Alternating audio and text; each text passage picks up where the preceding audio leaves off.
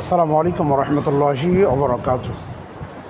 মোমেন 5310 প্রেজেন্টের সহজ উপায় কোরআন শিক্ষার আজকে 28তম পর্বে আপনাদের সকলকে স্বাগতম জানাচ্ছি। আজকের এই পর্বে আমরা এর পূর্বে যতগুলো আমরা পর্ব পড়েছিলাম আলহামদুলিল্লাহ মোটামুটি আমরা হরফ, হরকত, সুকুন, তাসদিদ, নুন সাকিন এগুলো মোটামুটি আলহামদুলিল্লাহ মদ, গুন্না আমরা আলহামদুলিল্লাহ অনেকটাই শিখেছি। আলহামদুলিল্লাহ আজকে আমরা ডাইরেক্ট পড়াতে চলে যাচ্ছি। আমরা আজকে কোরআনে পাক যখন তেলাওয়াত করি, তেলাওয়াতের শুরুতেই আগে আমরা যেই বাক্যটি পাঠ করে থাকি, পড়ে থাকি, সেটি হচ্ছে আউযু বিল্লাহি মিনাশ শাইতানির রাজিম। আউযু বিল্লাহি মিনাশ শাইতানির রাজিম শুধু কোরআনে পাক তেলাওয়াত করার প্রারম্ভে শুরুতেই যে আউযু বিল্লাহ বিসমিল্লাহ পাঠ করতে হয় তা নয়, এটি আরও বিভিন্ন সময় পড়া যায়। আউযু বিল্লাহি মিনাশ শাইতানির রাজিম এটি যদি কোনো ব্যক্তির রাগ বেশি হয়, রাগ বেশি আসে, তাহলে রাগ দমন করার ক্ষেত্রেও এটি কাজ করে। যদি কোনো ব্যক্তির রাগ আসে তাহলে তার রাগকে কন্ট্রোল করার জন্য সে যদি বেশি পরিমাণে ওই সময় এটি পাঠ করে আউযু বিল্লাহি মিনাশ শাইতানির রাজিম, তো ইনশাআল্লাহ তার রাগ দমন হয়ে যাবে। তাহলে আমরা এটিও জানলাম আউযু বিল্লাহি মিনাশ শাইতানির রাজিম শুধুমাত্র কোরআনে পাক তেলাওয়াতের শুরুতেই পাঠ করতে হয় তা নয়, বরঞ্চ আরও অন্য অন্য ক্ষেত্রেও পড়া যায়।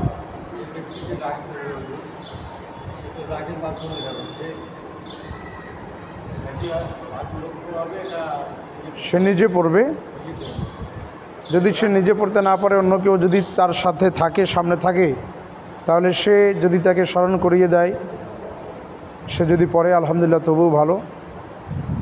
অথবা এমন ছোট বাচ্চা আছে যে হয়তো পড়তে পারে না, তাহলে তাকে যে জানে সে যদি পাঠ করে তাকে ফু দেয়, সেটাও হতে পারে। জি জি। তাহলে আমরা আসি, এখন আমরা আজকে পড়াতে চলে যাই। আমরা এইগুলো পড়া পূর্বেও পড়েছিলাম, ইনশাল্লাহ আমি আপনাদেরকে এখন সেটিকে আবার রিপিট করার চেষ্টা করছি। আমরা আগে হরফগুলো আমরা চিনতে পারতেছি কি পারতেছি না, আমরা আগে সেটি দেখব। প্রথমে যে বর্ণটি রয়েছে সেই বর্ণটার নাম হচ্ছে আলিফ, তারপরে যে বর্ণ আইন, তারপরে যে বর্ণ ওয়াও, তারপরে জাল, তারপরে বা, তারপরে আলিফ, তারপর লাম, তারপর হা, তারপরে মিম, তারপর নুন, তারপরে আলিফ, তারপর ইয়া, তারপরে ফা, আলিফ, নুন, হ্যাঁ, লাম, হ্যাঁ, জিম, তারপরে মাশাআল্লাহ আলহামদুলিল্লাহ আপনাদের খুব ভালোভাবেই মনে আছে, হরফগুলো চিনতে পেরেছেন। এখন আমরা হরফগুলোতে কি হরকত রয়েছে সেটি আমরা এখন দেখব। প্রথমে আলিফ, আলিফে কি বর্ণ রয়েছে? আলিফের জবর রয়েছে। কি রয়েছে? আমরা জানি এই চিহ্নটা যদি যে কোনো হরফের উপরে থাকে সেটাকে বলা হয় জবর। আরবি হরফের উপরে কোনাকুনি একটা দাগ, এই চিহ্নটা যেটা থাকে এটাকে বলা হয় জবর। তাহলে আলিফের যদি জবর হয়, আলিফ জবর আ, আলিফ জবর আ, আলিফ জবর আ, আলিফ জবর আ। আরেকটি পড়া জবর জের পেশকে হরকত বলে। এই হরকতের পড়াটা টান ছাড়া পড়তে হয়, তাড়াতাড়ি পড়তে হয়। হরকতের উচ্চারণ তাড়াতাড়ি করে পড়তে হয়। যেমন হামজা জবর আ, একটা হচ্ছে তাড়াতাড়ি আ, আর যদি আমি পড়ি আ তাহলে টান হয়ে গেল। কি হয়ে গেল? তাহলে এটা এইভাবে পড়া যাবে না, আ এভাবে পড়া যাবে না। কি পড়তে হবে? আ, হামজা জবর আ, হামজা জবর আ, হামজা জবর আ, হামজা জবর আ। তারপরে আইন, এই বর্ণটা কি? আইনের উপরে এই চিহ্নটার নাম কি? পেশ। আইন পেশ রু, আইন পেশ রু। আমরা জানি আইন এটি হলককে চাপ দিয়ে উচ্চারণ করতে হয়, হলককে চাপ দিয়ে উচ্চারণ করতে হয়। রু রু রু, হলককে কণ্ঠনালীকে চাপ দিয়ে। আমরা গতকালকেও আলহামদুলিল্লাহ মাখরাজের পর্বে এটি পড়েছিলাম। আইন হা, এই দুটি হরফকে কণ্ঠনালীতে চাপ দিয়ে পড়তে হয়, কণ্ঠনালীর মধ্যাংশ থেকে উচ্চারণ করতে হয়, অর্থাৎ কণ্ঠনালীটা চেপে যখন আপনি পড়বেন তখন এর সঠিক মাখরাজটা আদায় হবে। আইন পেশ রু। আমরা জানি পেশ যদি হয়, পেশের বাম পাশে আমাদেরকে খেয়াল করতে হবে জজমওয়ালা ওয়াও আছে কিনা। তো আমরা দেখতে পাচ্ছি ওয়াও আছে, ওয়াও জজমওয়ালা সাকিনযুক্ত, জজমওয়ালা ওয়াও, এটাকে জজম বলি আমরা। ওয়াও, জজমওয়ালা ওয়াও। তাহলে পেশের বাম পাশে যদি জজমওয়ালা ওয়াও হয় তাহলে একালিফ পরিমাণ টেনে পড়তে হয়। কয়ালিফ পরিমাণ? যদি পেশের বাম পাশে জজমওয়ালা ওয়াও হয়, পেশের বাম পাশে কি হয়? জজমওয়ালা ওয়াও হয়। পেশের বাম পাশে যদি জজমওয়ালা ওয়াও হয়, পেশের বাম পাশে যদি জজমওয়ালা ওয়াও হয় তখন একালিফ টেনে পড়তে হয়। তাহলে আমরা পড়ব আইন ওয়াও পেশ রু রু রু রু, টান একটু, রু। তাহলে তারপরে বর্ণ আছে জাল। জালটা আমরা জানি, জালটা যেই হরফগুলোকে নরম করে পড়তে হয়, কি করে? নরম করে, নরম আওয়াজে পড়তে হয়, সেটার মধ্যে একটি হচ্ছে কি? জাল। সেটি কি? জাল। তাহলে আমরা জালটাকে কি করব? নরম করে পড়ব। মানুষ যখন অসুস্থ হয় তখন কথাগুলো কিভাবে নরম করে আস্তে আস্তে বলে না? তো এটা যদি আমরা খেয়াল করি তাহলে এটা সহজ হবে আমাদের জন্য। তাহলে জাল, এটা নরম করে পড়তে হয়। জালের উপরে কি আছে? পেশ আছে। জাল পেশ রু, জাল পেশ রু, জাল পেশ রু। আমরা এখন তিনটা যদি উচ্চারণ করি, আ রু রু, আ রু রু, আ রু রু, আ রু রু, আ রু রু, আ রু রু, আউযু আউযু আউযু আউযু। তারপরে আমরা দেখছি বা, বাই নিচে জের আছে, বাজের বি, বাজের বি, বাজের বি, বাজের বি। তারপরে আলিফ আছে, লাম আছে, লাম আছে। এই আলিফে যেহেতু কোনো কিছুই নাই তাহলে এটা আলিফ লেখার সময় আসবে, পড়ার সময় আসবে না। তাহলে বা, লাম জের বিল, লামে যেহেতু তাসদিদ আছে, কি আছে? আমরা জানি তাসদিদওয়ালা হরফ দুইবার উচ্চারণ হয়। কয়বার? প্রথমবার তাহার আগের হরকতের সঙ্গে, দ্বিতীয়বার তার নিজের যে হরকত হবে সেটির সঙ্গে। তাহলে আমরা বা লাম জের বিল, তারপরে লামের উপরে খাড়া জবর আছে, লাম খাড়া জবর লা, বিল্লা। কি হলো? বিল্লা বিল্লা বিল্লা বিল্লা।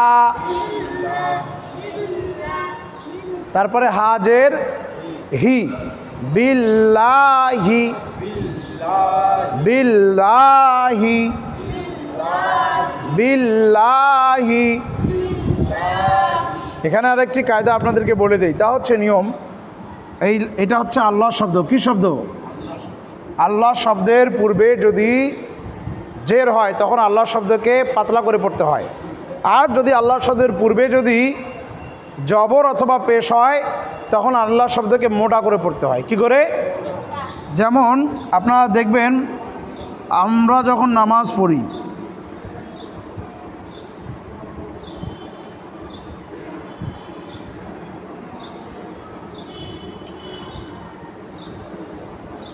নামাজের সময় আমরা যখন তাকবীর দেই, ইমাম সাহেবের দিকে খেয়াল করবেন যে ইমাম সাহেব যখন পড়ে তখন পড়ে আল্লাহু আকবার। কি বলে?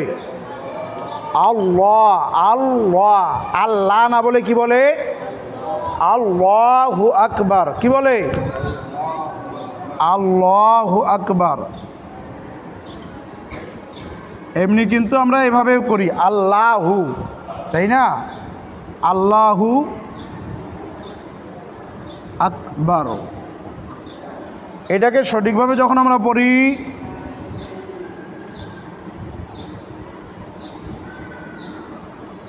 আমি এভাবে আর কি লিখতেছি, আল্লাহু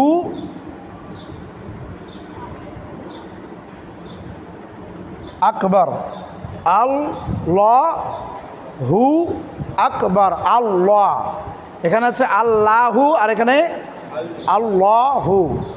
আল্লাহ, লা না হয় কি পড়লাম? ল পড়লাম। তাহলে এটা খেয়াল করতে হবে, আল্লাহ শব্দের পূর্বের হরকতে যদি জবর অথবা পেশ হয় তখন আল্লাহ শব্দটাকে মোটা করে পড়তে হয়, মোটা করে। তো যখন মোটা হবে তখন লা না হয়ে হবে কি? ল। ল। এখানে আল্লাহু কি হবে? আল্লাহু। যদি এখানে পেশ দেই তখন হবে উল্লাহু, উল্লাহ, উল্লাহ। তাহলে জবর অথবা পেশ যদি আসে, খেয়াল করবেন লফজে আল্লাহ, আল্লাহ যেই শব্দটি রয়েছে এই শব্দের শুরুতে যদি জবর অথবা পেশ হয় তখন ওই আল্লাহ শব্দটাকে মোটা করে পড়তে হবে। কি করে পড়তে হবে? মোটা করে পড়তে হবে। আর যদি জের হয়, কি হয়? জের হয় তখন পাতলা করে পড়তে হবে। যেমন বিল্লাহি, বিল্লাহি, বিল্লাহি, বিল্লাহি।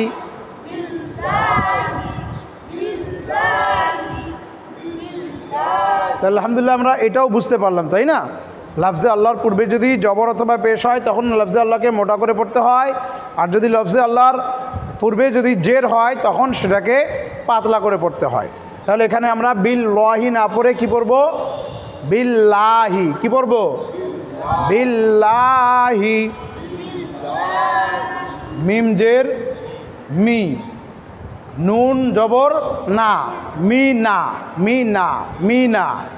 কিন্তু তারপরে আমরা দেখতেছি আলিফ আছে, লাম আছে, তারপরে শিন আছে। আলিফেও কিছু নাই, লামেও কিছু নাই। তাহলে এটা লেখার সময় আসবে, পড়ার সময় আসবে না। এখানে ডাইরেক্ট শিনে তাসজিদ যেহেতু রয়েছে, আমরা পূর্বেই পড়েছি তাসজিদ যেই বর্ণে থাকে সেটি তার পূর্বের হরকতের সঙ্গে মিলে পড়তে হয়। দুইবার পড়তে হয় তাসজিদওয়ালা হরফ।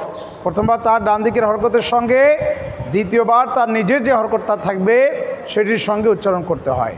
তাহলে আমরা এখন দেখতেছি এখানে লামেও জবরজের পেশ কিছু নাই, আলিফেও জবরজের পেশ কিছু নাই, ডাইরেক্ট নুনে জবর আছে।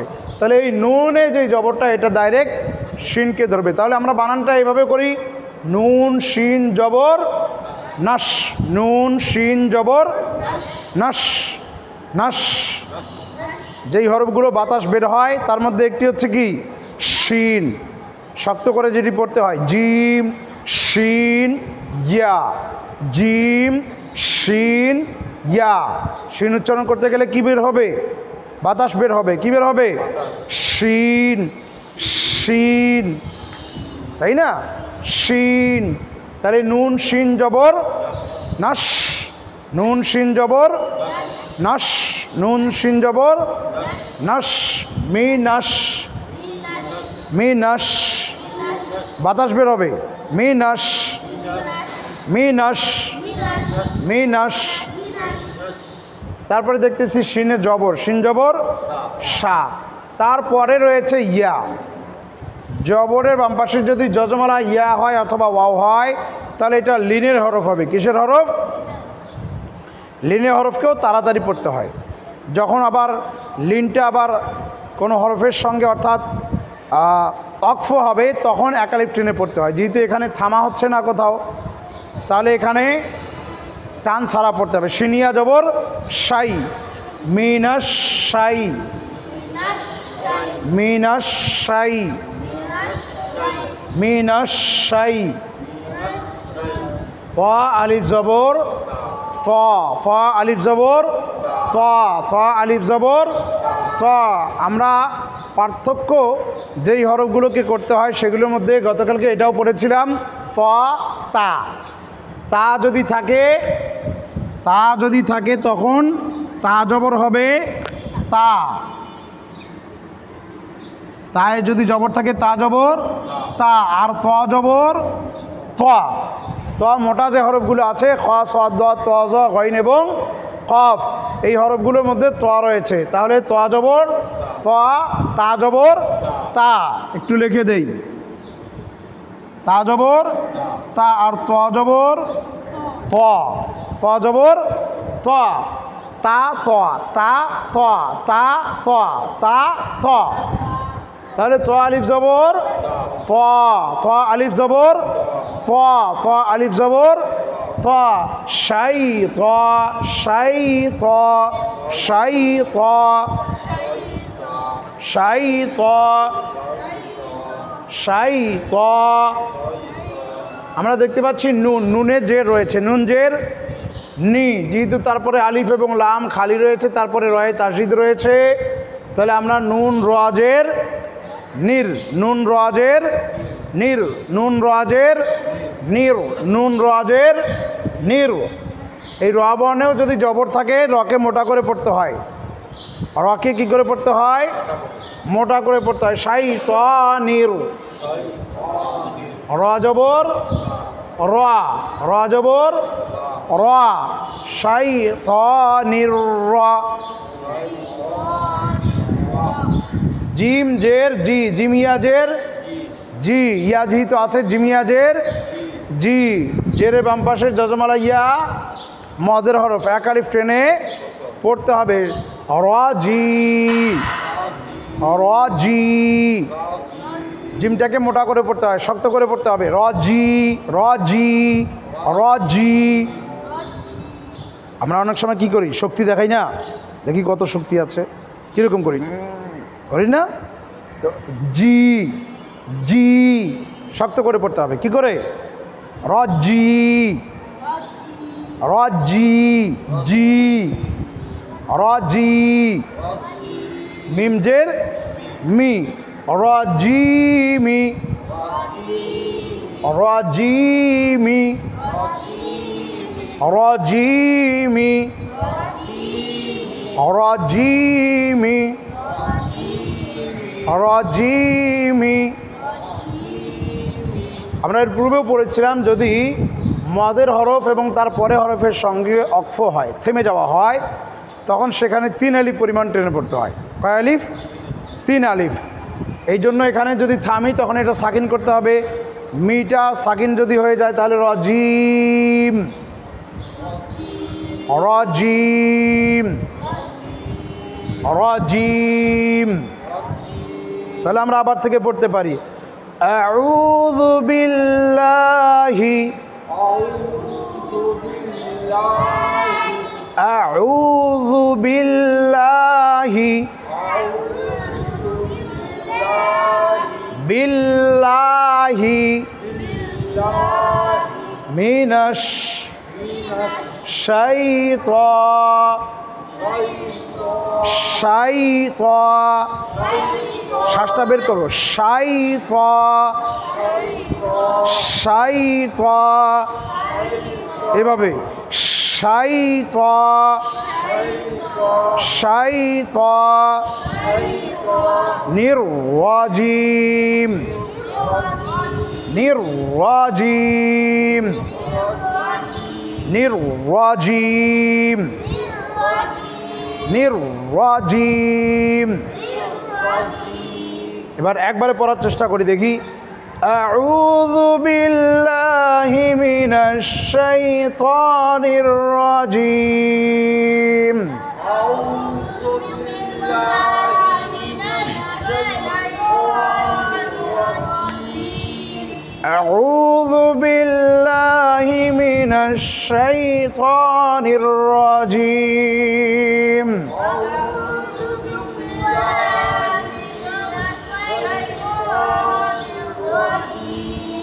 আউযু বিল্লাহি মিনাশ শাইতানির রাজিম,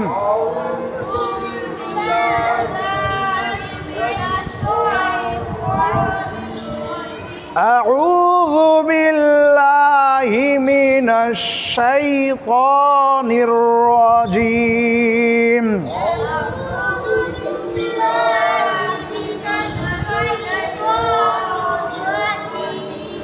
أعوذ بالله من الشيطان الرجيم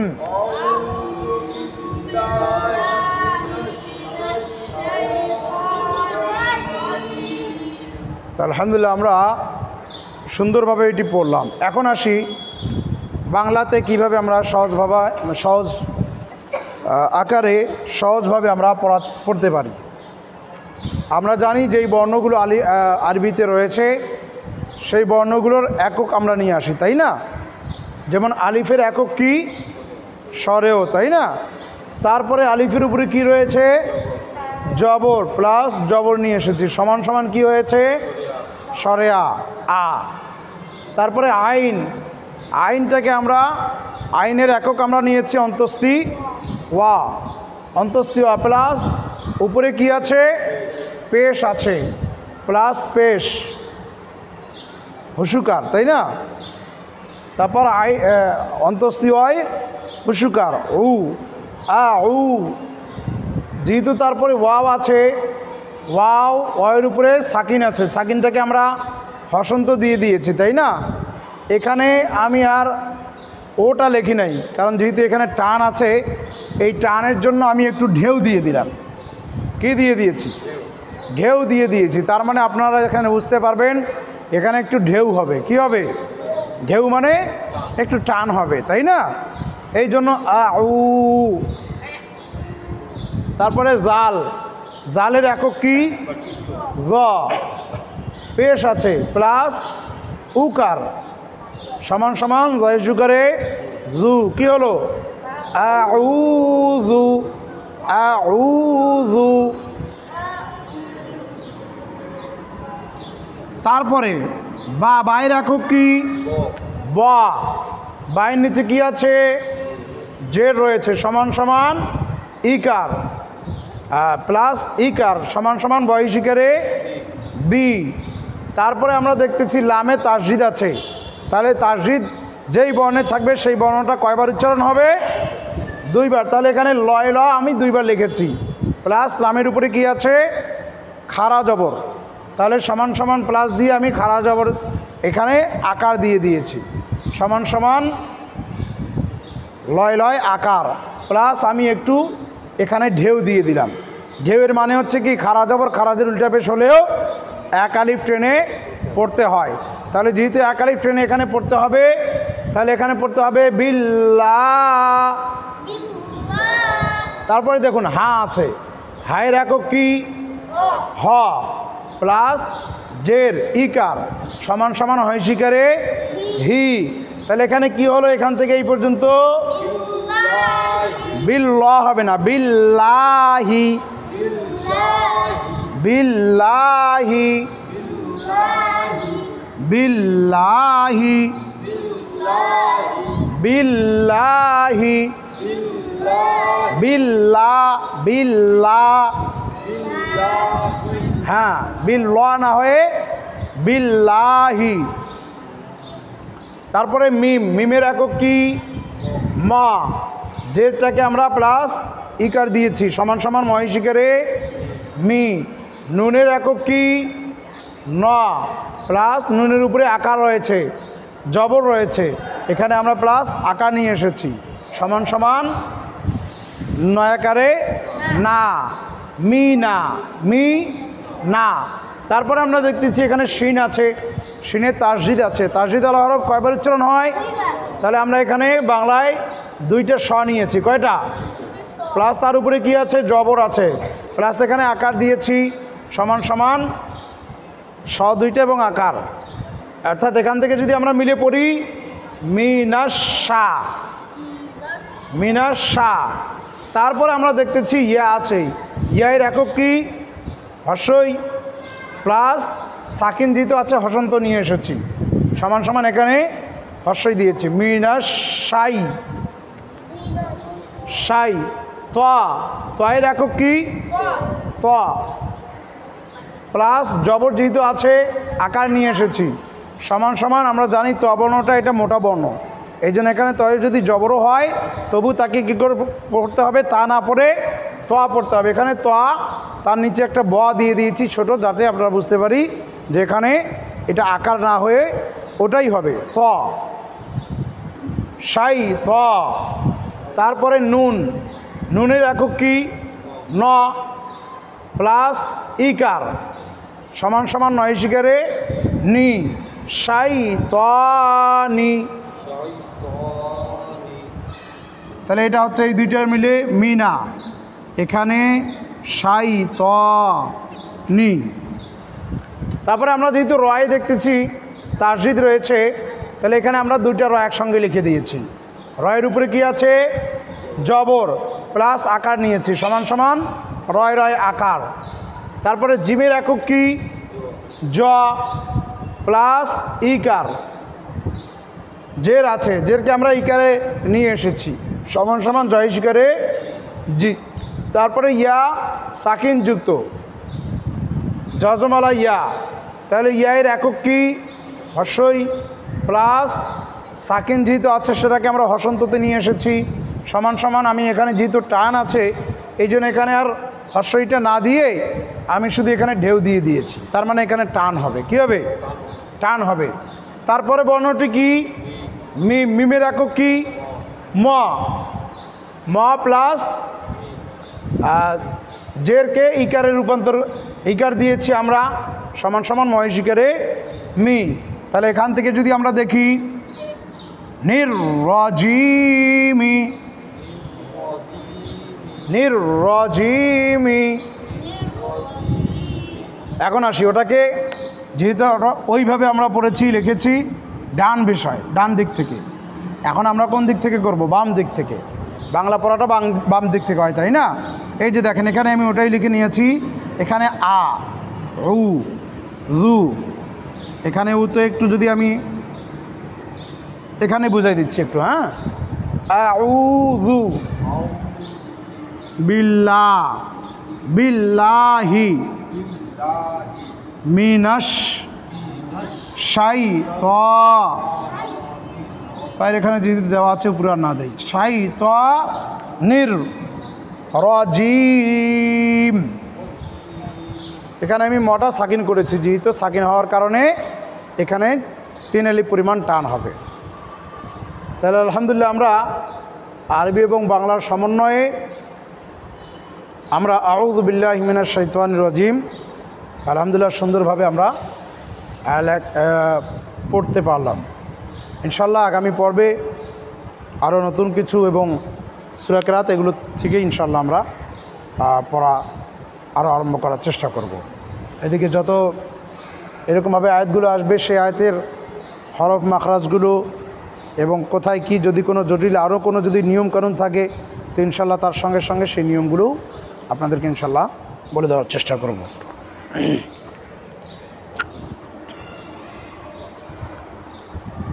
اللهم آمين اللهم صل على سيدنا مولانا محمد معدن الجود الكريم وآله وبارك وسلم ربنا آتنا في الدنيا حسنة وفي الآخرة حسنة وقنا عذاب النار رب العالمين ওয়ালা সাহায্য পাই কোরআন শিক্ষার আজকে 29তম পর্বে 28তম পর্বে মাওলা আমরা যা কিছু শিখেছি মাওলা সকলকে সঠিকভাবে বোঝার তৌফিক তুমি দান করো। মাওলা সকলের জন্য আসান করো। মাওলা তোমার হাবিব আলাইহিস সালামের সাদাকায় সকলকে সহি সালামতে সুন্দরভাবে পড়ার তৌফিক তুমি দান করো। সকলকে মাওলা ইস্তিকামাত দান করো। মাওলা মেহেরবানি করে তোমার হাবিব আলাইহিস সালামের সাদাকায় সকলের স্মরণশক্তি, মেধা শক্তি, আদ শক্তি বৃদ্ধি করো। জাযাল্লাহু আন্না সাইয়্যিদানা মাওলানা মুহাম্মাদান সাল্লাল্লাহু আলাইহি ওয়াসাল্লাম মা হুয়া আহলু বিহাক্কি লা ইলাহা ইল্লাল্লাহু মুহাম্মাদুর রাসূলুল্লাহ।